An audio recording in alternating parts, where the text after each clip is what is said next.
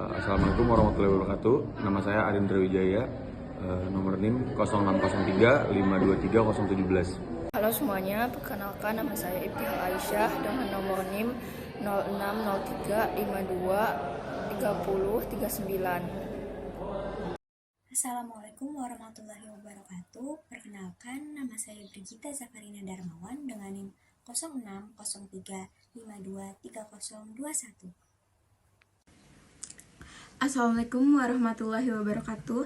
Perkenalkan, nama saya Laras Devinta Basuki dengan NIM 0603523047. Halo, nama aku Karina Fariza Zahra dengan NIM 0603523043.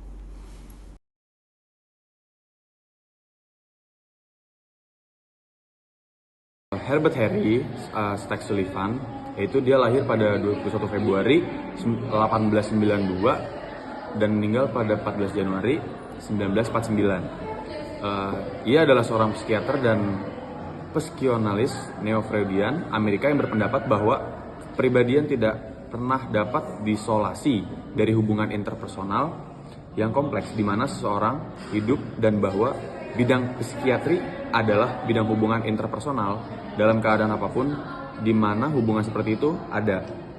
Setelah mempelajari terapis Sigmund Freud, Adolf Meyer, dan William Alanson White, ia mengabdikan bertahun-tahun kerja klinis dan penelitian untuk membantu orang penyakit psikotik.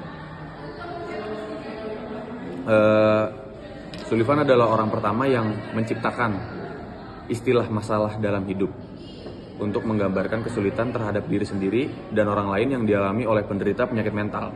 Frasa ini kemudian diambil dan dipopulerkan oleh Thomas Szasz, yang karyanya merupakan sumber dasar bagi gerakan anti-psikiatri. Pada tahun 1927, ia mengulas The Introvert and His Social Adjustment yang diterbitkan secara anonim dan kontroversial pada tahun 1929, menyebutkan sebagai sebuah dokumen luar biasa yang dituliskan oleh seorang pria homoseksual yang beradab, yang dimaksud terutama sebagai panduan bagi para penderita inversi seksual yang malang, dan apalagi terbuka untuk kritik daripada apapun yang sejenis yang dipublikasikan sejauh ini. Dia adalah salah satu pendiri William Alanson White Institute yang dianggap oleh banyak orang sebagai lembaga psikoanalitik independen terkemuka di dunia, dan jurnal psikiatri pada tahun 1937. Dia mengepalai School of Psychiatry di Washington DC dari tahun 1936 hingga 1947. Biografi singkat seorang Alfred Adler.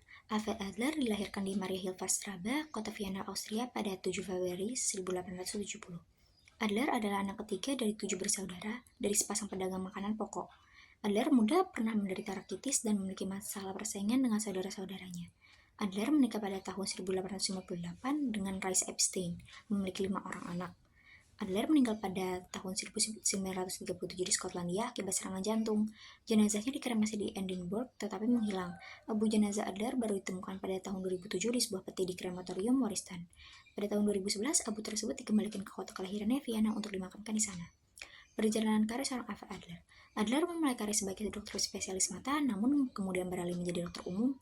Pada tahun 1910, ia, Sigmund Freud, Rudolf Reitler, dan Wilhelm Steckel membentuk Vienna Psychoanalytic Society, sekaligus menjadikan Adler sebagai pemimpin pertamanya. Karena ketidakcocokan pemikiran dengan psikoanalisa, Adler kemudian memutuskan mundur dari jabatan presiden dan keluar dari komunitas. Ia lalu mendirikan perkumpulan sendiri, yaitu Society for Individual Psychology. Walaupun ada perbedaan pendapat dan pemikiran, Adler dan Freud tetap saling menghormati dan mengakui kejeniusan satu sama lain. Pada Perang Dunia I pada tahun 1914, Adler ikut menjadi dokter perang untuk tentara Austria. Ia ditempatkan di front Rusia. Ia lalu dipindah tugaskan ke rumah sakit di Austria. Setelah perang berakhir, Adler mendirikan klinik konseling anak di Vienna. Ia juga membentuk tim untuk mengajarkan cara menangani trauma perang pada anak, lalu mengirim tim tersebut ke sekolah-sekolah. Tim ini sukses besar, hingga muncul permintaan untuk datang dari seluruh Austria. Pada tahun 1924, ia menjadi pengajar di Institut Pedagogi di Vienna. Ia juga sering menjadi dosen tamu di berbagai kampus di Eropa dan Amerika. Setelah itu, pada tahun 1927, ia juga menjadi dosen terbang di Universitas Columbia. Pada tahun 1932, ia mengajar di Long Island College of Medicine. Pemikiran dan teori seorang Alfred Adler. Adler menyatakan ada satu daya motivasi yang memengaruhi semua bentuk perilaku dan pengalaman manusia. Daya motivasi tersebut disebut dorongan ke arah kesempurnaan. Daya tersebut mendorong ke manusia memenuhi semua potensi dan keinginan yang ada di dalam dirinya, sehingga seorang manusia dapat semakin dekat dengan apa yang diidealkan. Gagasan Adler ini sebenarnya dipengaruhi oleh Nietzsche. Disinilah poin yang menyebabkan ketidaksepakatan Adler dengan Sigmund Freud.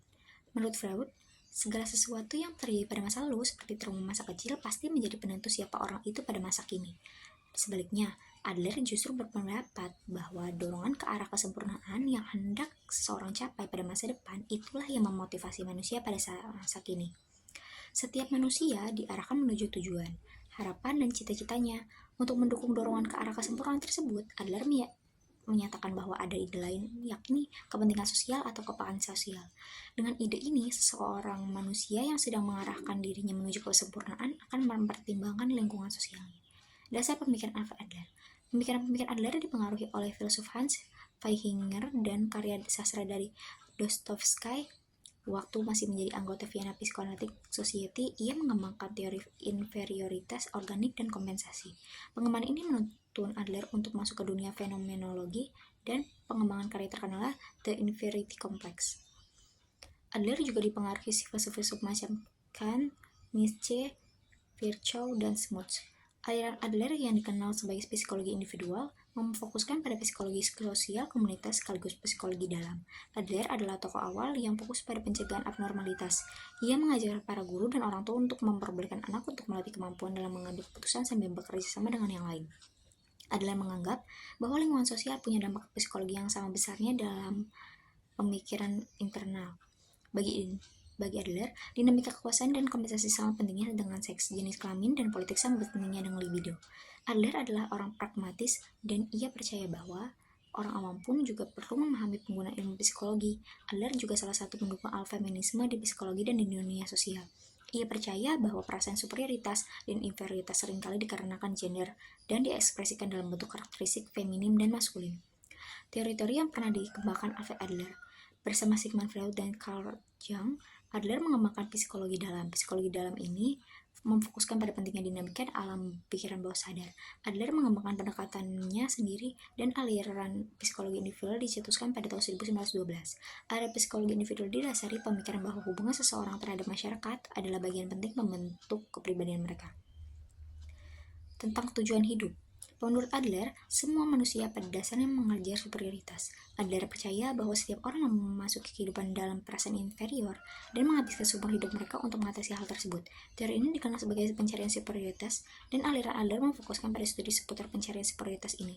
Adler juga mempertanyakan tentang dorongan macam apa yang berada di balik motivasi kita sebagai individu. Ia menyebut dorongan ini sebagai kebutuhan untuk sempurna, sebuah istilah yang kemudian diartikan sebagai keinginan untuk memenuhi potensi diri dan menyadari bentuk ideal kita. Cara melihat manusia. Holisme adalah suatu pemikiran yang menyatakan bahwa sistem alam semesta serta segala kelengkapannya harus dipandang sebagai sesuatu yang utuh dan bukan merupakan kesatuan dari bagian-bagian terpisah. Alam tidak bisa dipahami kalau kita mempelajarinya dengan cara memisahkan bagian-bagiannya. Sistem harus dipelajari secara utuh sebagai satu kesatuan. Ajaran ini disukai Adler. Menurut Adler, manusia harus dianggap sebagai satu unit. Untuk memahami jiwa manusia, kita seharusnya melihat keseluruhan bagian dari manusia itu dan bukan melihat sepotong-potong.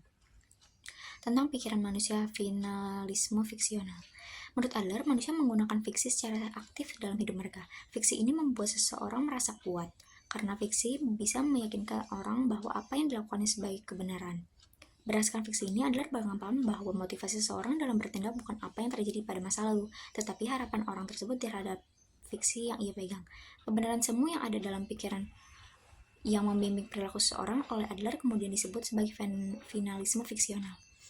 Inferioritas. Inferioritas adalah perasaan bawaan manusia sejak ia keluar dari rahim ibu. Anak hidup dengan bergantung pada orang tua dan perasaan bahwa ia tidak bisa melakukan apapun sendiri.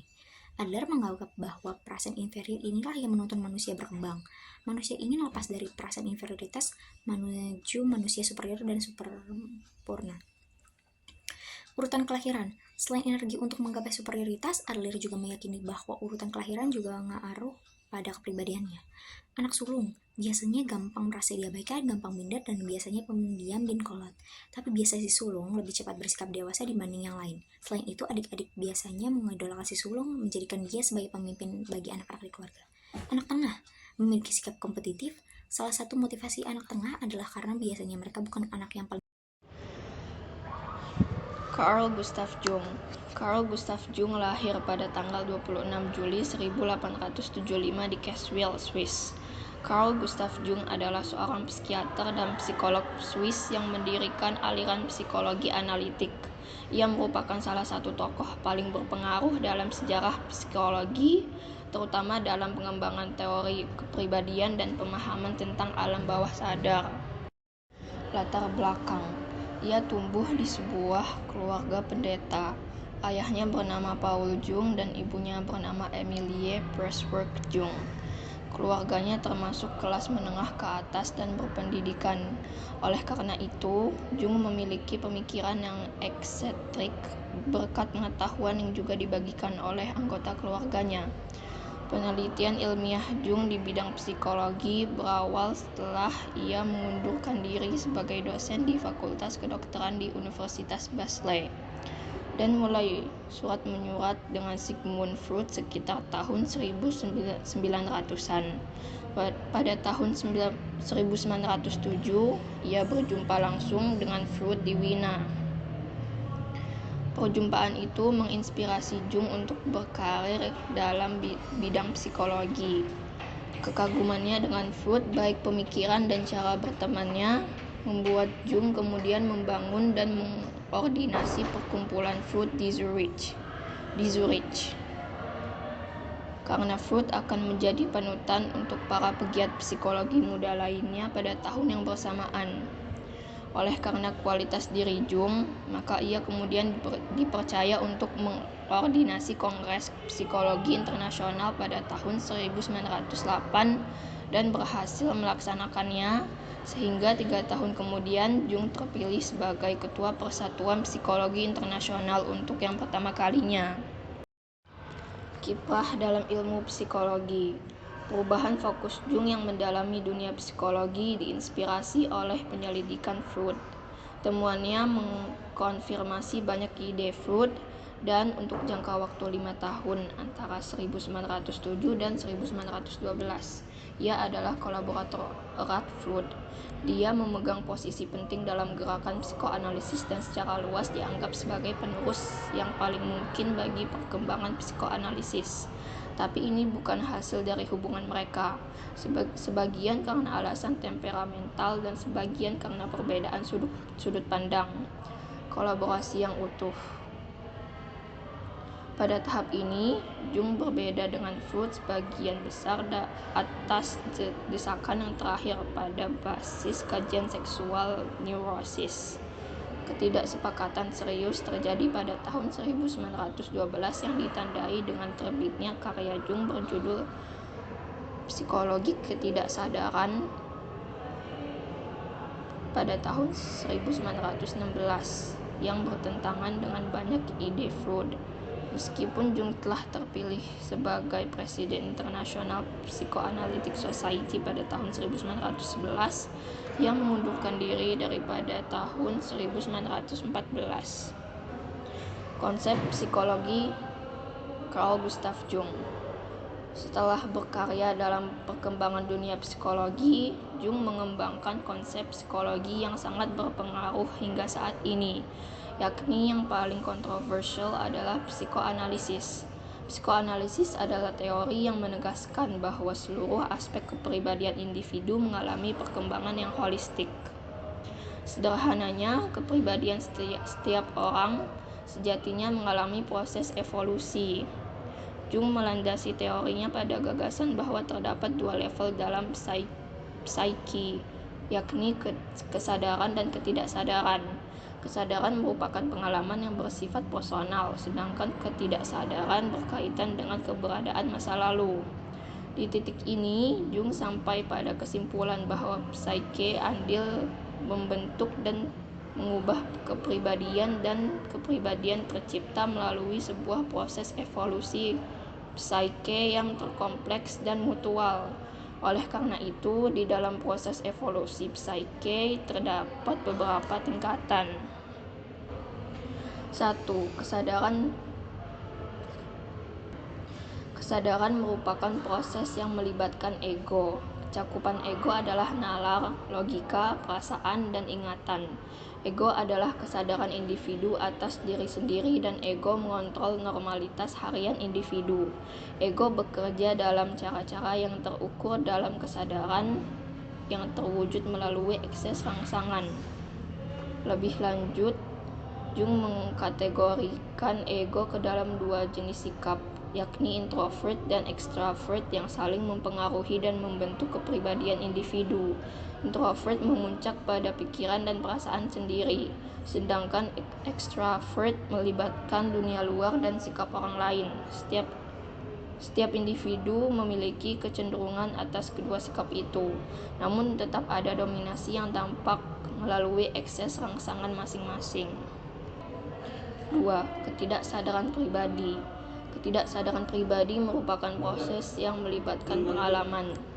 Terdiri dari semua pengalaman yang dilupakan, yang kehilangan intensinya karena beberapa faktor, utamanya hal-hal yang tidak menyenangkan. Jung menyebut kompleks sebagai kumpulan pengalaman emosional, perpetual, sensual, yang tersimpan dalam ketidaksadaran tersebut dan punya pengaruh besar terhadap ego sehingga membentuk pola perilaku spontan. 3. Ketidaksadaran kolektif. Ketidaksadaran kolektif merupakan kebalikan dari ketidaksadaran pribadi yang penekanannya ada pada pengalaman individu. Cakupan dari ketidaksadaran kolektif ini adalah ingatan terpendam individu dan leluhurnya yang berupa arketip dan insting sehingga mengontrol pola perilaku. Cakupan tersebut berkembang dan secara aktif mempengaruhi pikiran, emosi, dan tindakan individu. Ketidaksadaran kolektif inilah juga yang mengatur pikiran, emosi, dan tindakan individu terhadap kepercayaan agama, mitos, serta legenda. Sigmund Freud lahir pada tanggal 6 Mei 1856 dan meninggal pada tanggal 23 September 1939. Adalah seorang Austria keturunan Yahudi dan pendiri aliran psikoanalisis dalam bidang ilmu psikologi. Menurut Freud, kehidupan jiwa memiliki 3 tingkatan kesadaran, yaitu sadar, prasadar, dan tak sadar. Konsep dari teori Freud yang paling terkenal adalah tentang adanya alam bawah sadar yang mengendalikan sebagian besar perilaku. Selain itu, dia juga memberikan pernyataan bahwa perilaku manusia didasari pada hasrat seksualitas atau eros, yang pada awalnya dirasakan oleh manusia semenjak kecil dari ibunya. Pengalaman seksual dari ibu seperti menyusui.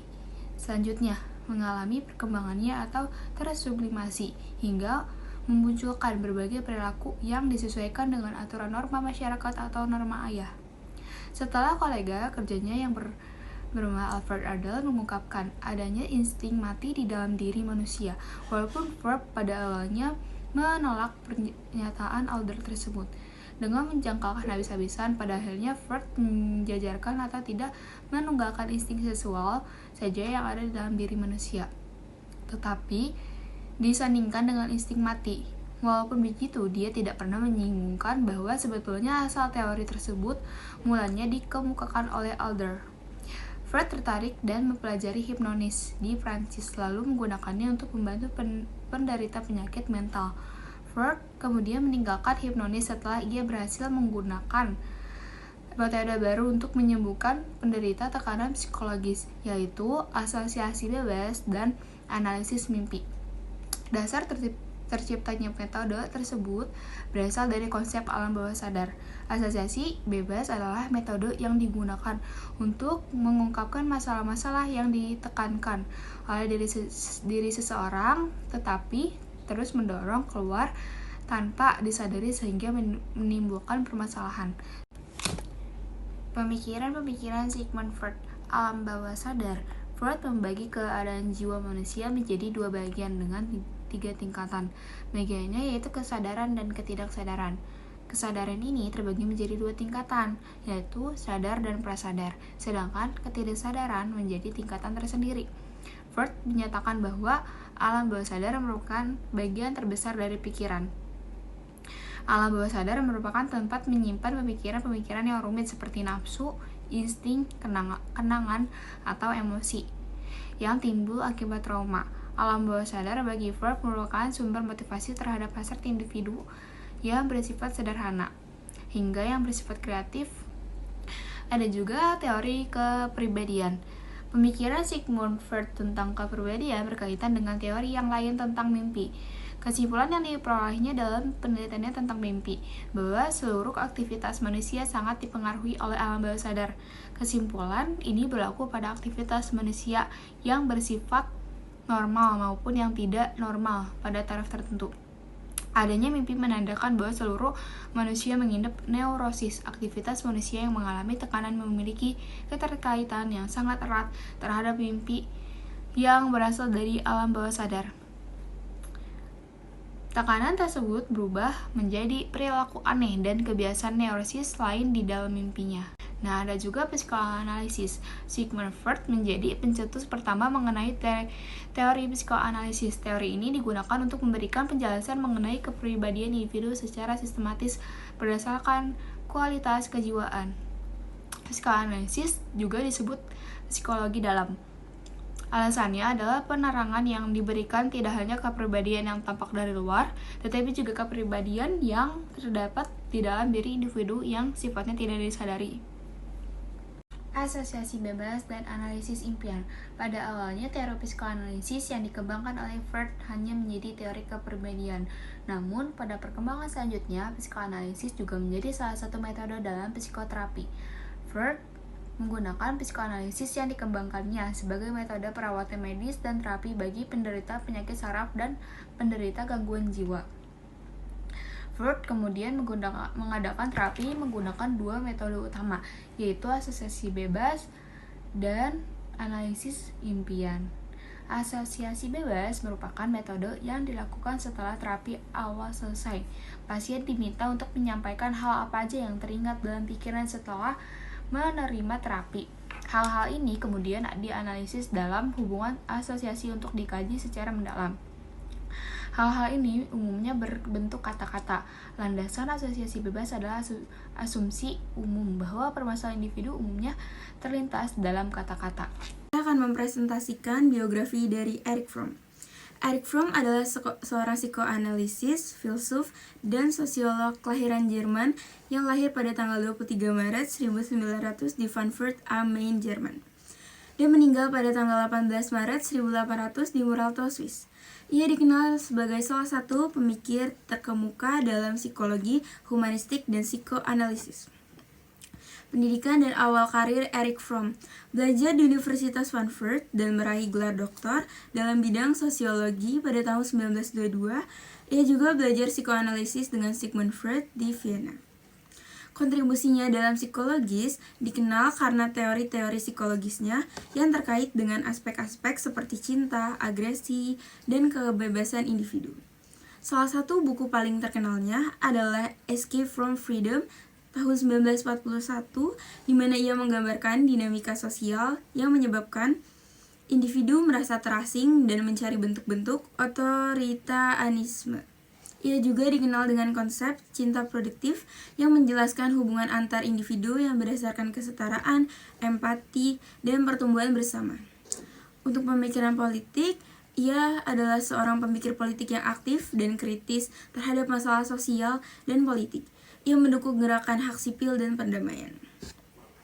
Perannya dalam psikoanalisis, Fromm mengembangkan pemikiran psikoanalisisnya sendiri yang mencakup pemahaman lebih luas mengenai kehidupan manusia dan kaitan antara masyarakat dan individu.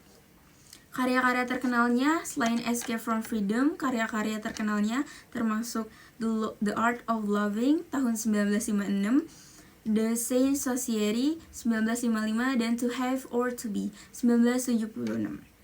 Untuk akhir hidup dari Erich Fromm sendiri, meninggal pada tahun 1980 di Swiss.